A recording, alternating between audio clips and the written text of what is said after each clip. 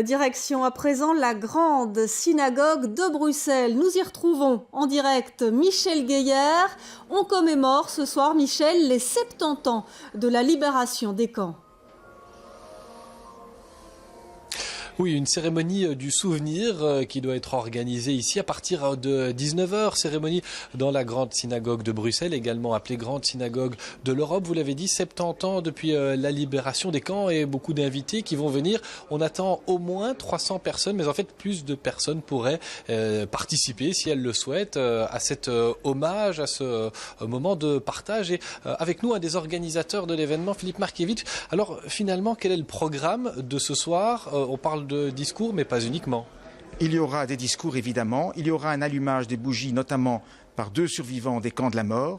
Et puis, il y aura, ce qui est essentiel à mon sens, l'intervention du Premier ministre, qui rappellera, je l'espère, la vocation à la démocratie de notre pays, la Belgique. La cérémonie est ouverte. Des personnes de toutes les convictions peuvent venir ? Tout à fait. Des personnes de toute conviction peuvent venir. D'ailleurs, pour citer un exemple, l'exécutif des musulmans sera représenté et également un évêque sera présent.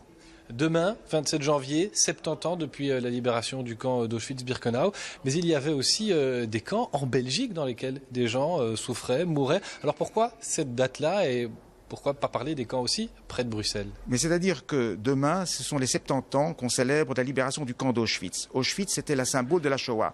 Auschwitz, c'était une usine de mise à mort. Des centaines de milliers de personnes ont été exterminées à Auschwitz. C'était un camp d'extermination. En Belgique, il y avait des camps. Il y avait notamment le camp de Brendong et il y avait également, évidemment, la caserne d'Ossin-Malines où les Juifs étaient rassemblés avant d'être envoyés vers les camps d'extermination. Mais en Belgique, ce n'étaient pas des camps d'extermination, c'était des camps de rassemblement et aussi des camps évidemment de concentration, mais pas des camps d'extermination comme Auschwitz. Alors, le message aujourd'hui, on sait qu'il y a énormément de mesures de sécurité, mais vous voulez quand même faire passer quelque chose auprès des gens qui viendraient. Mais évidemment, d'abord, le premier message, c'est le message de la mémoire. Mais au-delà de la mémoire, c'est un message pour défendre notre démocratie éclairée à tous. Et cette démocratie appartient non seulement aux juifs, mais aux chrétiens, aux laïcs, aux musulmans évidemment.